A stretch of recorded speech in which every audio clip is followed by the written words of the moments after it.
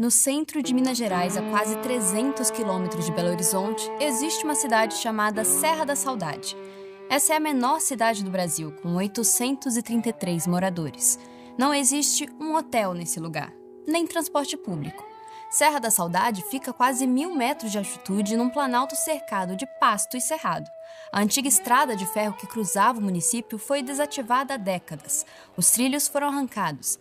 Quem chega aqui hoje precisa apelar para uma estrada de terra. Esse é um lugar que tem menos moradores do que alguns prédios de São Paulo. E ainda assim, na lógica da administração pública brasileira, é uma cidade como outra qualquer, com direito a prefeito, vice-prefeito, 9 vereadores e 7 secretarias municipais, entre elas, uma secretaria de turismo. A receita da prefeitura no ano passado foi de 31 milhões de reais. O PIB do município no mesmo período foi de 25. A prefeitura sozinha movimenta mais dinheiro do que tudo que a cidade produz no ano inteiro. Esse dinheiro, claro, precisa vir de fora, de um contra-cheque descontado em São Paulo, de uma fábrica em Joinville, de um trabalhador da Paraíba que jamais pisará em Minas Gerais.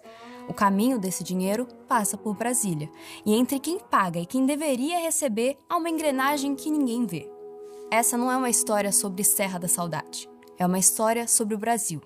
A prefeitura é a maior empregadora de Serra da Saudade. Em municípios pequenos como esse, com até 5.000 habitantes, a administração pública responde em média por quase 40% de tudo que se produz em valor.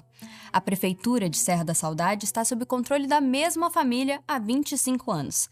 Essa aqui é Neuza Maria Ribeiro, do Progressistas. É a atual prefeita da cidade. Foi eleita em 2024 com 91% dos votos válidos, a maior votação proporcional de uma mulher candidata a prefeita no Brasil naquele ano.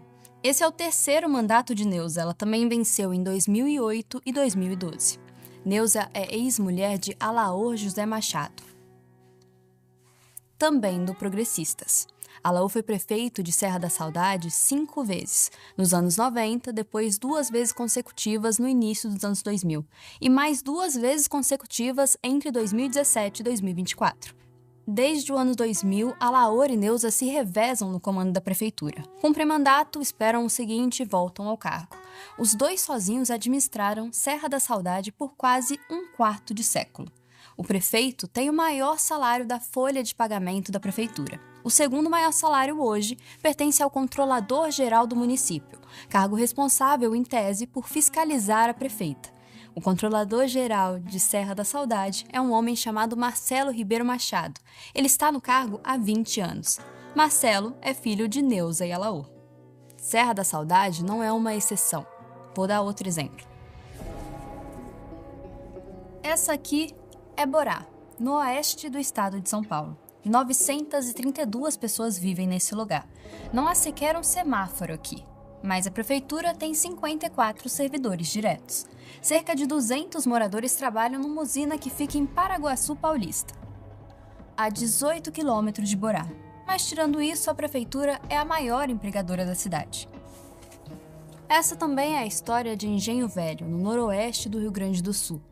1.296 habitantes. Aqui, dos 187 empregos formais que existem na cidade, 130 estão na administração pública, quase 70%. 3 cidades em 3 lugares diferentes do Brasil, em Minas Gerais, no oeste de São Paulo e no noroeste gaúcho. O padrão é o mesmo. A prefeitura é a maior economia do lugar. Em alguns casos, a prefeitura é praticamente a única economia. De onde vem esse dinheiro? Quem paga por isso? O Brasil tem hoje 5.570 municípios. Desses, mais de 1.250 têm menos de 5.000 habitantes. E cerca de 70% têm menos de 20.000. Em mais de 1.000 deles, a prefeitura é a maior empregadora e a principal fonte de renda da cidade inteira. Na verdade, em muitos casos, o segundo, o terceiro e o quarto maior empregador da cidade também são, indiretamente, a prefeitura, através de empresas terceirizadas. Em alguns locais, a folha de pagamento da prefeitura é maior do que tudo que a cidade produz no ano inteiro. São lugares sem indústrias, sem um comércio relevante, sem poder agrícola, mas com prefeitura. E essas prefeituras só existem porque todo mês dinheiro federal cai na conta delas. Grana que vem de um fundo chamado Fundo de Participação dos Municípios, o FPM.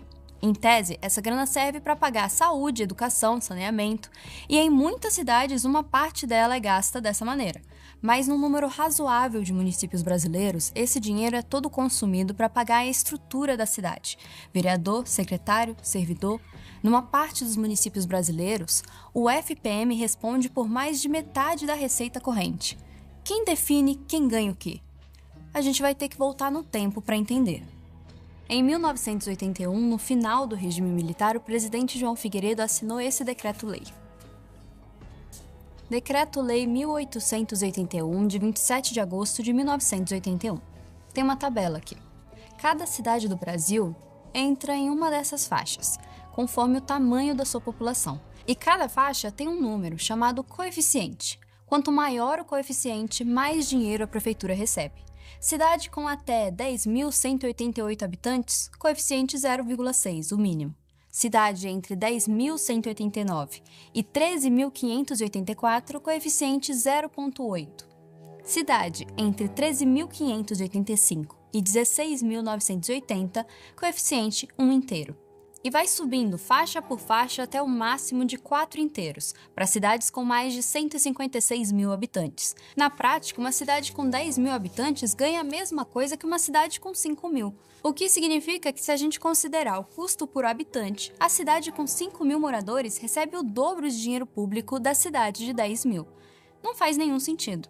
No Fundo de Participação dos Municípios, cada salto de 0,2 do coeficiente pode significar algo a mais na casa de milhões de reais por ano nos cofres da prefeitura. Se uma cidade tem, digamos, 9.800 habitantes, entra no coeficiente 0,6. Se ela ganha 500 moradores, o coeficiente sobe para 0,8. Esses 500 moradores representam alguns milhões de reais a mais por ano. É claro que essa matemática gera incentivos muito ruins.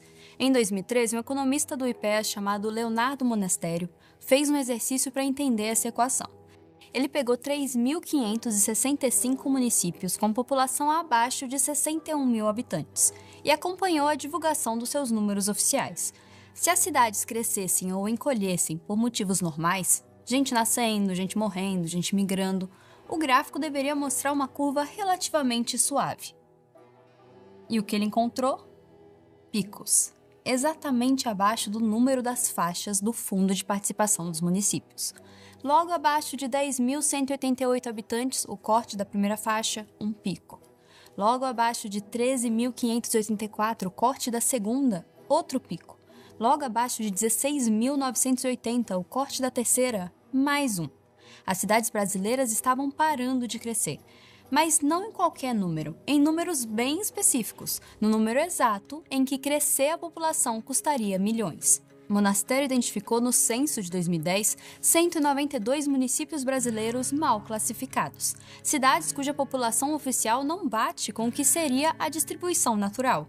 A perda anual estimada por essa distorção na época era de mais de 200 milhões de reais por ano. O que aconteceu depois que o estudo foi publicado? Nada. 13 anos depois, o incentivo continua o mesmo. As prefeituras continuam parando de crescer no número exato em que crescer custa dinheiro.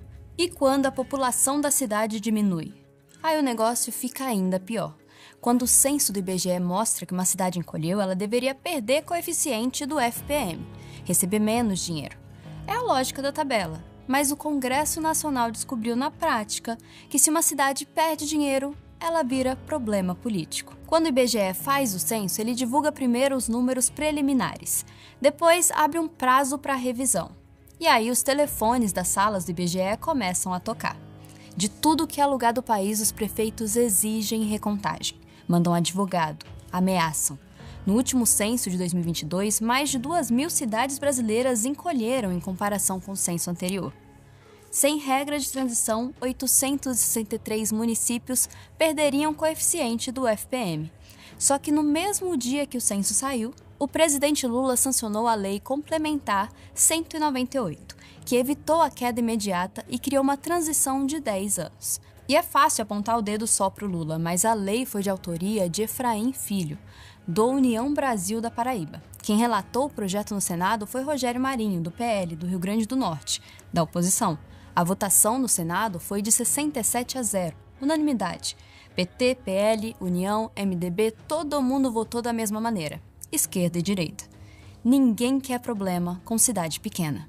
Como a gente chegou nesse ponto? É preciso recorrer à nossa história para entender. Em 1872, o Brasil Império tinha 642 municípios. Em 1940, esse número chegou a 1.574. Então, a Constituição de 46 descentralizou a criação de municípios para as assembleias legislativas estaduais. E o resultado foi um boom de novas cidades. Nós chegamos a 2.766 municípios em 1960, o que significa que quase dobramos esse número no intervalo de 20 anos. Por um tempo, cada deputado estadual, em troca de apoio na Assembleia, conseguia transformar um distrito da sua base eleitoral num município novo. Até que o regime militar interrompeu essa farra. A Lei Complementar número 1 de 1967 e depois a Constituição de 67 e 69 estabeleceram critérios federais rígidos para a criação de municípios. Uma população mínima, uma arrecadação tributária mínima, estudos de viabilidade econômica e eleitorado mínimo. Por um tempo, a criação de novas cidades ficou quase que estagnada. O país saiu de 3.952 municípios em 1970 para 3.991 em 1980, um acréscimo mínimo. Mas em 1979, o regime militar começou a se desfazer. Esse foi o ano da Lei da Anistia, do retorno dos exilados políticos, do início da abertura. E em outubro de 78, o Congresso aprovou a Emenda Constitucional número 11, que eliminou uma exigência muito específica. A partir desses pontos, os estados não precisavam mais pedir autorização do presidente da República para alterar o seu próprio território. As assembleias legislativas voltaram a poder criar municípios, dentro dos critérios populacionais ainda exigidos pela Constituição de 67. O efeito disso é que entre 1980 e 1988, o Brasil criou algo próximo de 500 municípios. É verdade que num ritmo mais lento do que aconteceu depois de 46, mas grande o suficiente para mostrar que assim que o controle federal afrouxa, os estados voltam a criar municípios. Em 1988, quando o Congresso deu vida à atual Constituição, o Brasil já tinha 4.179 municípios. Mas as coisas pioraram desde então. Essa aqui é uma das nossas jabuticabas. Artigo 18 da Constituição. A União, os Estados, o Distrito Federal e os municípios são entes federativos. Pela primeira vez na nossa história, o município é considerado um ente federativo, como o Estado, como a União, com autonomia administrativa, financeira e política. Isso aqui é uma anomalia. Praticamente nenhuma outra federação do mundo, Estados Unidos, Alemanha, México, Índia, coloca o município como ente federativo de igual para igual com os estados. Mas não bastasse, o parágrafo 4, esse aqui, diz que a criação, fusão, incorporação e desmembramento dos municípios será feita por lei estadual. Ou seja, são os estados que definem essa matéria mais uma vez, sem a obrigação de provar a viabilidade econômica, sem a obrigação de provar uma população mínima, cada estado podia criar sua própria régua. E é fácil adivinhar o que aconteceu depois que a Constituição foi promulgada. Em 1996, no intervalo de míseros 8 anos, o Brasil criou 1.385 municípios. Onde? Pelo país inteiro, mas só o Rio Grande do Sul criou 153 municípios nesse período, quase 20% do total. Ninguém criou mais cidades que os gaúchos. Olha bem esse pedaço do Brasil. Serra Gaúcha, Vale do Taquari, noroeste do Rio Grande do Sul. Se a gente pegar os 20 municípios brasileiros com a maior proporção de idosos, 19 estão concentrados aqui. Coqueiro Baixo em primeiro lugar, 1.290 habitantes. Para cada 100 crianças com até 14 anos, Coqueiro Baixo tem 277 idosos, 5 vezes a média nacional. Essa é uma cidade que exporta filho e importa avô. Quase todos os 19 municípios desse anel funerário gaúcho, esse cinturão de cidades envelhecidas, foram criados depois de 1988. Coqueiro Baixo, por exemplo, foi desmembrada em 1996. Quando a curva demográfica já apontava para a extinção, a cidade foi criada como um município já em colapso. Tocantins, que tinha sido recém-criado como um estado em 1988, passou de 79 para 139 municípios nesse período. Houve crescimento no Piauí, em Santa Catarina, em Minas, pelo país todo. Como são essas novas cidades? A maior parte tem menos de 10 mil habitantes, ou seja, estão exatamente na faixa do FPM, que recebe o coeficiente máximo de retorno por habitante. O Brasil experimentou a maior onda de fragmentação municipal da sua história, tudo perfeitamente legal. Até que, em 1996, o Congresso se deu conta que o negócio era insustentável e uma emenda constitucional foi promulgada, a número 15. A emenda passou a exigir 4 coisas para criar um novo município. Primeiro, uma lei complementar federal definindo o período em que isso pode ser feito. Depois, uma lei estadual específica. Então, um estudo de viabilidade municipal. Por último, um plebiscito com a população envolvida. O problema é que a tal lei complementar federal, a exigência número 1 dessa lista, nunca foi promulgada. Tecnicamente, o Brasil tem um dispositivo constitucional em vigor há 30 anos que não pode ser aplicado porque a lei regulamentadora não existe. E não foi por falta de tentativa.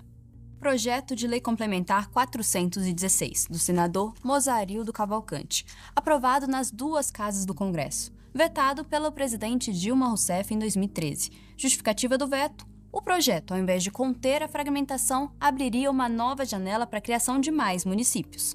Projeto de Lei Complementar 397, 2014, mesma autoria, aprovado pela Câmara, vetado em agosto.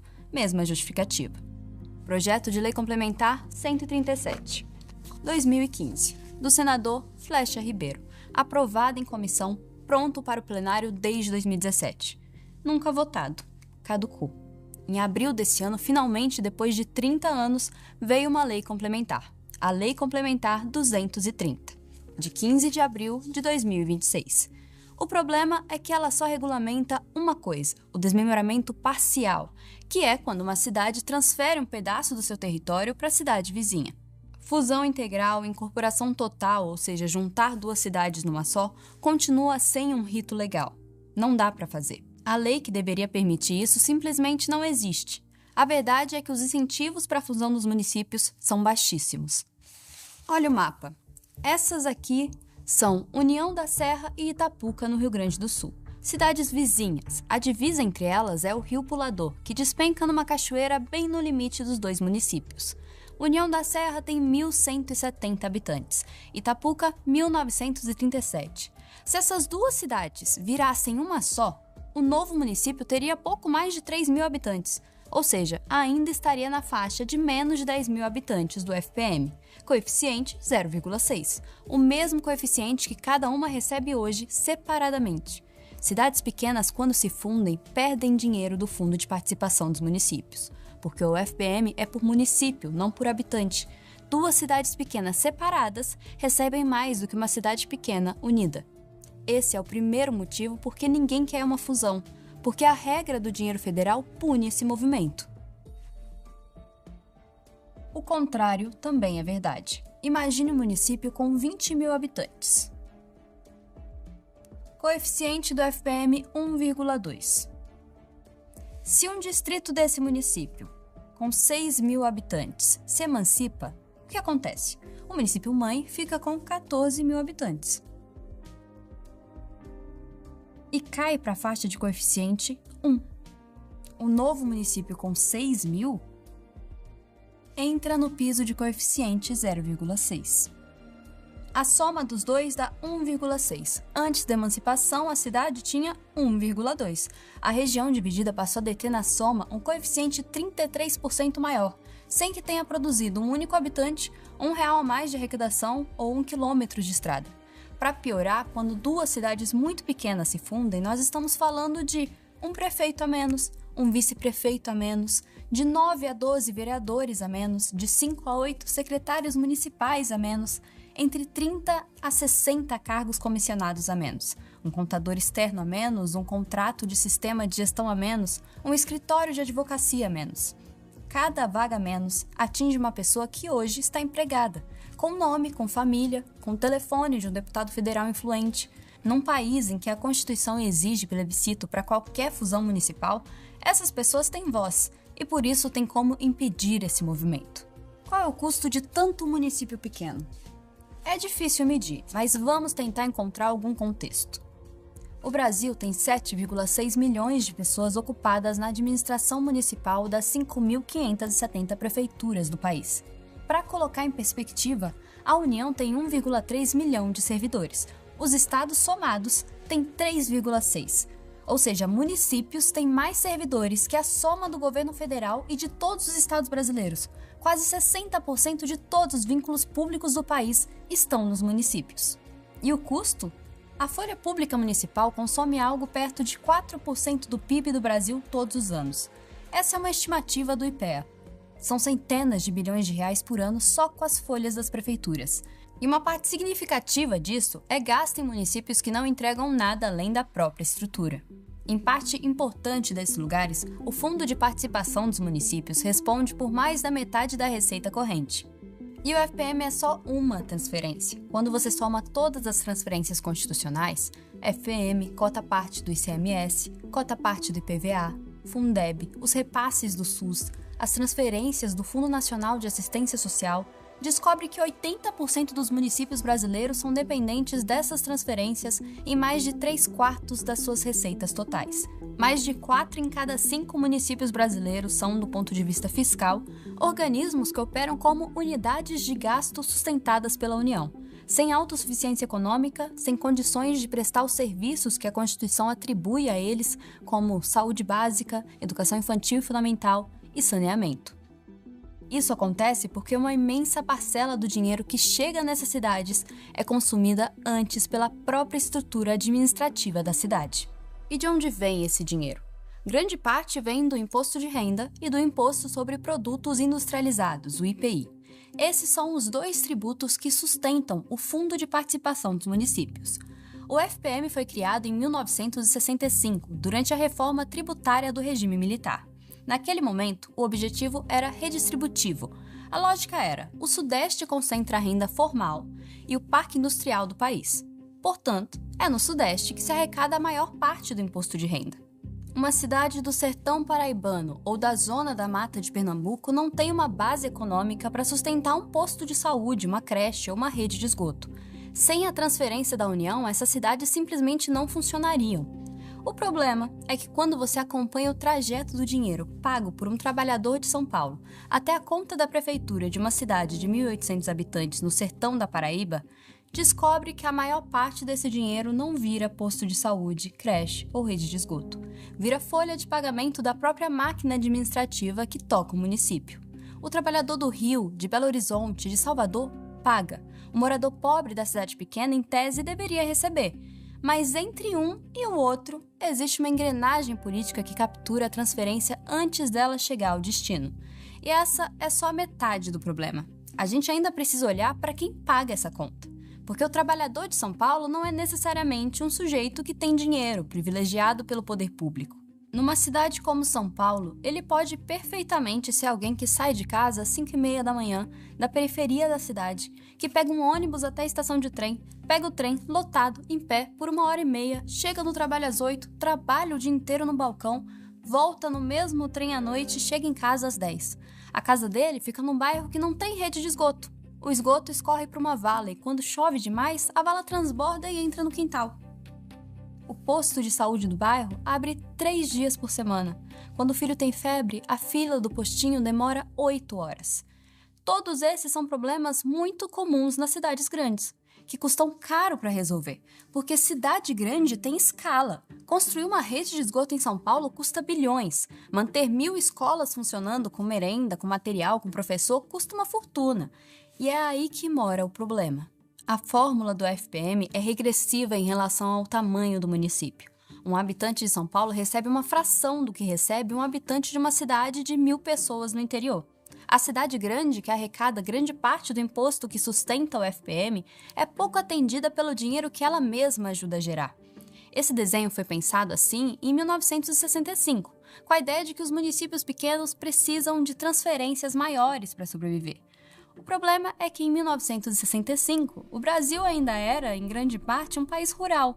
Mais da metade da população vivia no campo ou em vilarejos. As metrópoles existiam, mas não eram tão grandes quanto hoje. Nem tinham os mesmos problemas. 60 anos depois, mais de 85% dos brasileiros vivem em cidades. As periferias das nossas metrópoles concentram populações enormes. A favela de Paraisópolis tem 100.000 moradores, mais que o município médio brasileiro. Heliópolis tem 200 mil. Mas a fórmula do FPM continua operando como se o país ainda fosse o mesmo de 1965. A periferia da metrópole, que concentra um número enorme de brasileiros abandonados pelo poder público, é tratada pela fórmula como se fosse o lado privilegiado da equação. No fim, o dinheiro do trabalhador da zona leste de São Paulo sai da cidade dele para bancar a estrutura administrativa de um micromunicípio do interior do país, onde, em muitos casos, sequer alcança os mais pobres que moram lá, porque para na prefeitura, no salário de um servidor que ganha bem mais do que ele. E, às vezes, para gente ainda mais rica. Como é esse caso aqui. Tucano, sertão da Bahia, 48 mil habitantes. Em junho de 2024, a cidade promoveu uma festa chamada Arraiá das Águas Quentes, no distrito de Caldas de Jorro. O prefeito Ricardo Maia Filho, do MDB, contratou Wesley Safadão para a festa. O cachê dele foi de R$ 730 mil. Com a equipe, a logística e a operação do show, o gasto chegou a R$ 1 milhão. A contratação foi sem licitação. De onde veio esse dinheiro? Metade saiu de uma emenda Pix indicada por um deputado federal chamado Alex Santana. A outra metade, segundo a Controladoria Geral da União, veio de uma fonte que a prefeitura nunca informou. A CGU foi investigar Tucano, porque a cidade tinha recebido, naquele ano, 5 emendas Pix, somando 19 milhões de reais. A maior delas, de 11 milhões e 700 mil reais, indicada por um único deputado federal, Ricardo Maia, do MDB da Bahia. Esse é o pai do prefeito. E o show de Wesley Safadão é só uma das despesas que a auditoria encontrou. Conta de água, conta de luz, conta de internet, aluguel de carro para o gabinete do prefeito, combustível, material de escritório, material de limpeza, tudo pago com emenda Pix. Tudo proibido pelas regras desse tipo de transferência. A emenda Pix é um capítulo à parte do universo dos municípios brasileiros. Até 2019, quando um deputado federal queria enviar um dinheiro para uma cidade do seu reduto eleitoral, tinha que indicar a emenda. Geralmente, a Caixa Econômica Federal fazia um convênio com a prefeitura, exigia um plano de trabalho, exigia um projeto detalhado e o dinheiro só era liberado por etapas. Depois da emenda Pix, não. O deputado indica e o dinheiro cai direto na conta da prefeitura, sem precisar de plano de trabalho.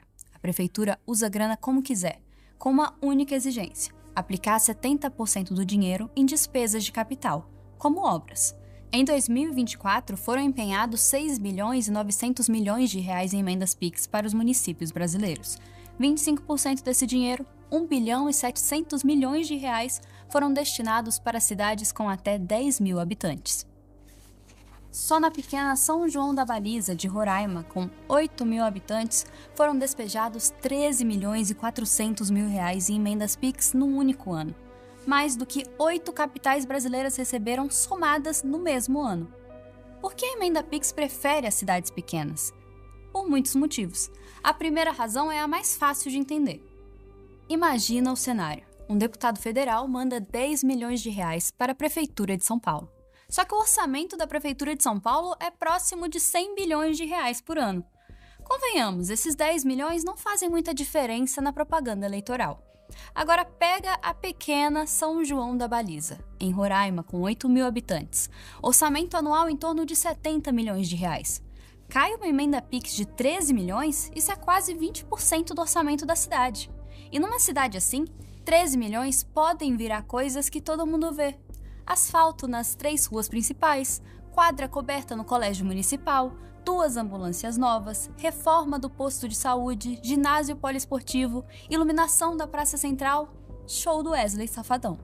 E cada uma dessas coisas tem o nome do deputado que foi padrinho. Pintado no muro, anunciado na rádio local, colado no adesivo na lateral da ambulância. Esse é um dos motivos porque o custo por voto numa cidade pequena é bem menor do que custaria numa grande capital. Além disso, o município pequeno não costuma ter uma estrutura administrativa para resistir a essa captura política. Não tem Ministério Público local atuante. Quando muito, tem uma promotoria itinerante que cobre 5, 10 cidades e visita cada lugar uma vez por ano. Cidade pequena não tem imprensa local independente. Quando muito, tem um perfil no Instagram, muitas vezes contratado pela prefeitura. Também não tem Câmara de Vereadores capaz de fiscalizar. Em municípios pequenos, o regimento da Câmara prevê uma sessão ordinária por semana, geralmente nas segundas-feiras à noite, descontados os recessos de janeiro e julho. Isso dá cerca de 40 sessões por ano. E essas 40 sessões, em geral, duram 1-2 horas para fazer homenagem, escolher nome de rua, publicar moção de pesar pelo falecimento de algum morador. Para piorar, a Câmara é, na maioria das vezes, composta por parentes e aliados do prefeito. No fim, a emenda PIX entra na conta da prefeitura. A prefeitura escolhe a empresa que vai executar a obra. A empresa contratada muitas vezes é ligada à família do prefeito, ou ao próprio deputado, ou ao grupo político dele. O preço é bem acima do que se cobra no mercado e o dinheiro circula dentro do mesmo grupo político. Não existe quem fiscalize, porque não há quem possa fiscalizar. Em São Paulo, em Belo Horizonte, em Salvador, uma operação dessas pode até acontecer, mas tem custo, tem promotoria especializada, tem tribunal de contas com auditores, tem imprensa, tem vereadores da oposição com gabinetes e assessoria, tem rede social. Os 3 estados em que 100% dos municípios receberam emenda PIX em 2024 foram Roraima, Acre e Amapá. Estados bem pequenos, com bancadas federais pequenas. Cada um deles tem 8 deputados federais. São 24 deputados para atender os 53 municípios de 3 estados. Na média, cada deputado tem pouco mais de 2 municípios para cuidar. Algo bastante viável. Nessa conta, cada deputado consegue distribuir as emendas PIX para todos os seus municípios e sustentar uma rede de patronagem com todos os prefeitos, garantindo cabos eleitorais em todas as cidades e capturando a maior parcela do eleitorado do estado. Compara com São Paulo, que tem 70 deputados federais e 645 municípios. O cenário é bem diferente. São 9 municípios por deputado, e boa parte desses municípios são grandes demais para serem capturados por um único deputado. Só a capital tem mais de 11 milhões de habitantes. Roraima tem 716 mil moradores. O estado inteiro é menos populoso que a cidade de Guarulhos. Por isso, um modelo da emenda PIX funciona infinitamente melhor na escala de Roraima do que na escala de São Paulo. No ano passado, o STF determinou a suspensão dos repasses de emenda PIX para 9 dos 10 municípios que mais receberam esse tipo de recurso entre 2020 e 2024. Esses 10 municípios receberam somados mais de 724 milhões de reais nesses 5 anos. E só um deles, a cidade de São Paulo, passou no crivo da auditoria. Os outros 9 tiveram os repasses suspensos. A Controladoria Geral da União encontrou nesses municípios contratos sem licitação, obras paralisadas, objetos contratados que não foram entregues, superfaturamento, desvio de finalidade. Em maio, o TCU divulgou uma nova auditoria, coordenada com tribunais de contas dos estados. Foram analisadas emendas PIX de 21 estados brasileiros. Em mais de 90% delas, foi encontrada alguma irregularidade. Esse é o quadro. Cidade pequena, dependência crônica de FPM, emenda PIX do deputado da região, frequentemente parente do prefeito. Dinheiro cai, festa acontece, cantor da moda chega num jatinho, decreto de estiagem fica pendurado na parede da prefeitura. No ano seguinte, a história se repete. Festa de 33 anos de emancipação, festa de 34, e assim por diante. E o que é uma cidade? Serra da Saudade é uma cidade? Borá é uma cidade? Engenho Velho é uma cidade? Juridicamente, sim. Cada uma tem prefeito, Câmara de Vereadores, lei orgânica, brasão municipal. Mas tem outra forma de fazer essa pergunta. A cada 10 anos, o IBGE publica um estudo chamado REGIC, Regiões de Influência das Cidades. A última edição é de 2018. O REGIC não pergunta o que diz a Constituição sobre o que é uma cidade. Pergunta para onde a vida circula no seu entorno. Para onde as pessoas se deslocam quando precisam de um hospital, para onde vão fazer uma faculdade, acessar um aeroporto, conseguir crédito num banco, encontrar um trabalho. A partir dessas perguntas, o IBGE monta um mapa com uma hierarquia. Tem cidade que organiza fluxos econômicos para milhões de pessoas e tem cidade que não organiza fluxo nenhum, nem para sua própria população. Pelo REGIC, os nossos municípios se distribuem em 5 níveis. No topo estão as nossas 15 metrópoles: São Paulo, Rio, Brasília, BH, Salvador, Fortaleza, Curitiba, Manaus, Recife, Goiânia, Porto Alegre, Belém, Campinas, Vitória e Florianópolis. Abaixo delas estão as 97 capitais regionais, cidades médias que organizam regiões inteiras, como Ribeirão Preto, Londrina, Joinville, Feira de Santana, Caxias do Sul, Petrolina e Maringá. Abaixo das capitais regionais, os 352 centros sub-regionais, cidades menores, mas ainda com gravidade própria. Lajeado, Passo Fundo, Patos de Minas, Caruaru. Abaixo desses centros sub-regionais estão os 398 centros de zona, cidades pequenas que ainda funcionam como uma sede de microrregião, reúnem comércio, serviços, postos avançados de saúde. Soma esses 4 níveis: 15, mais 97, mais 352, mais 398. Dá 862. 862 cidades brasileiras, segundo o IBGE, exercem alguma forma real de centralidade. E o resto? Os outros municípios brasileiros estão na última categoria do REGIC. São oficialmente centros locais. Centro local é a cidade que, nas palavras do próprio IBGE, exerce influência, quando muito, aos seus próprios limites territoriais. A sua importância nunca extrapola o município. A população desses lugares depende de outros centros urbanos de maior hierarquia para acessar bens e serviços e para consumir gestão pública.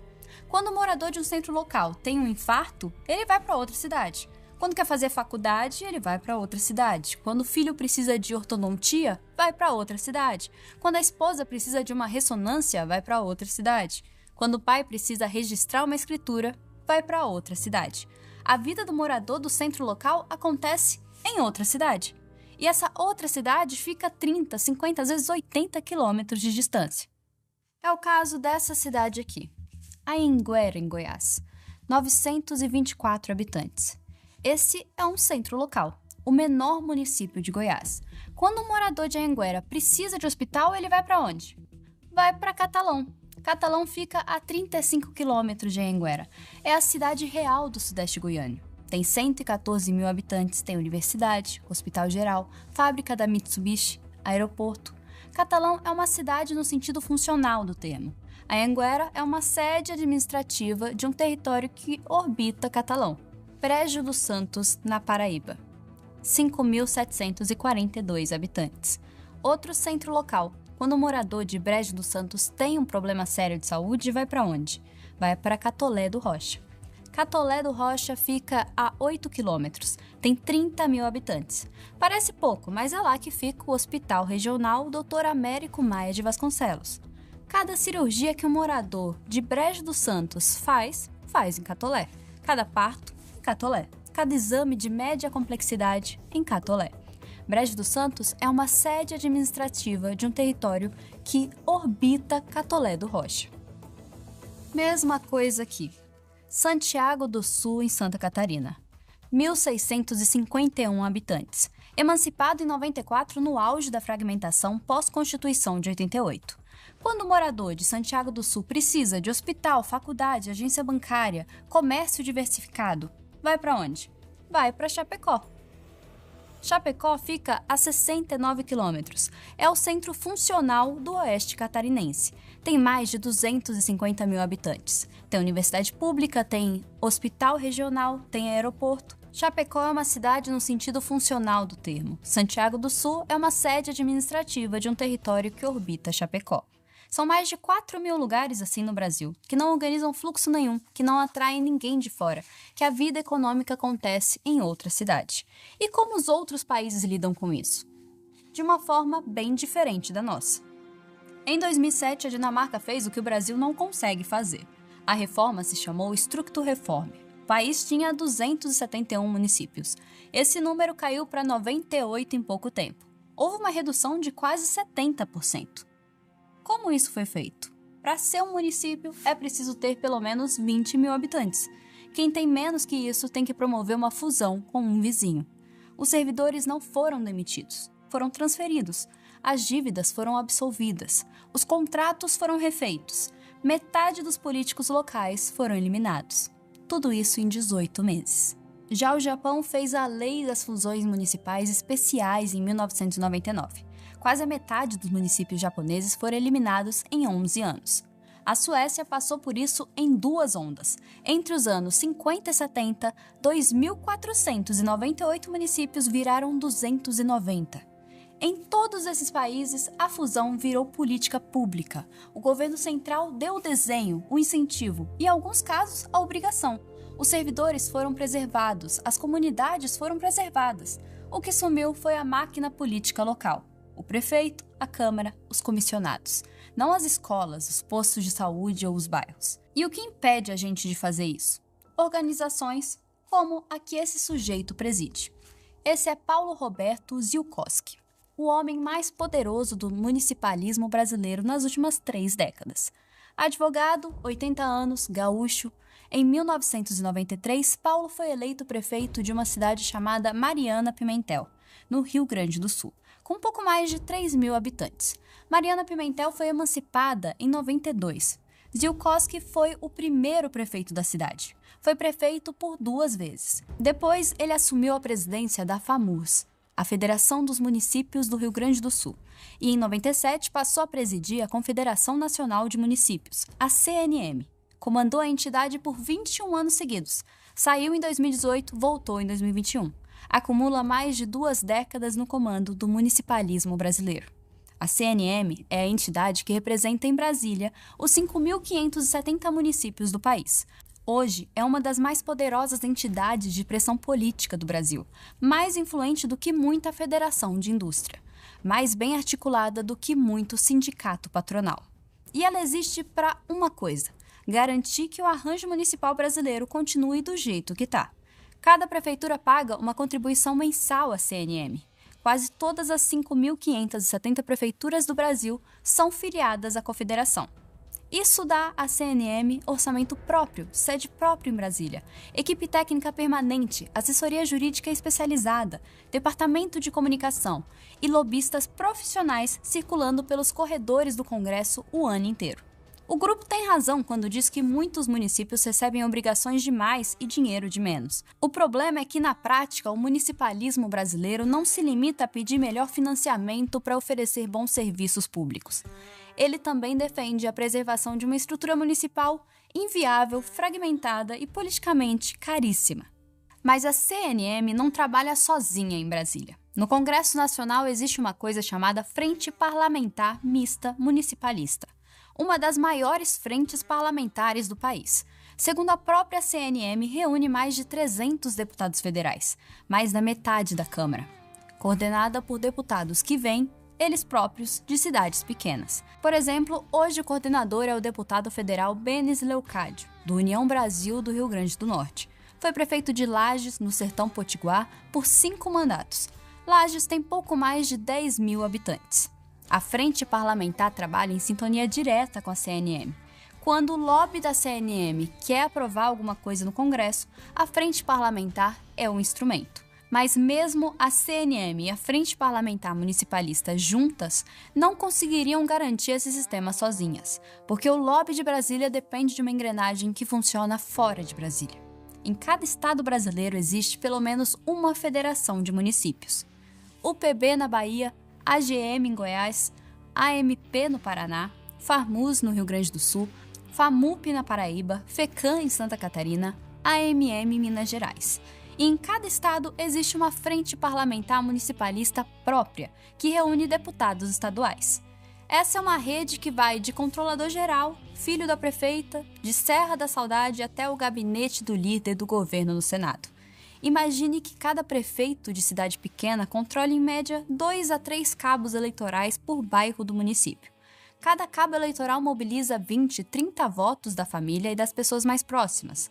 Numa cidade de 5.000 habitantes, com 3.000 eleitores, o prefeito consegue mobilizar diretamente uns 1.500 votos. 70% do eleitorado da cidade vota onde ele mandar. Esses 1.500 votos vão para o deputado estadual aliado. O deputado estadual aliado leva esses votos para o deputado federal aliado. O deputado federal aliado vota a favor das pautas da CNM no Congresso. A CNM, em troca, traz mais dinheiro federal para a prefeitura. O prefeito, com mais dinheiro federal, mantém empregada toda a rede de cabos eleitorais. Atende os pedidos da família, contrata o cunhado, emprega o sobrinho, vê o filho virar controlador geral. E o sistema gira. Multiplica isso por mais de 4.000 municípios pequenos no Brasil. Por que o nosso país sustenta tantas cidades que não são cidades de verdade? Acho que nesse ponto você já sabe a resposta. Porque cada um desses municípios produz emprego para alguém. Vereador, secretário, comissionado, servidor concursado, empresa terceirizada, cabo eleitoral, procurador, contador, advogado. Porque cada um desses empregos sustenta uma família. Porque cada uma dessas famílias vota. Porque cada um desses votos elege um deputado. Porque cada um desses deputados defende em Brasília a continuidade da estrutura que sustentou a família dele e a família do eleitor dele. E porque as entidades que ajudam a articular tudo isso promovem lobby em Brasília para a manutenção desse modelo falido de administração pública. E enquanto for assim, a história vai continuar do jeito que está. O ônibus sem ar-condicionado, lotado, saindo da periferia de uma grande cidade brasileira às 5h30 da manhã, com o trabalhador em pé, se segurando como pode, sem poder contar com o serviço público na esquina da sua casa. É ele quem paga essa conta.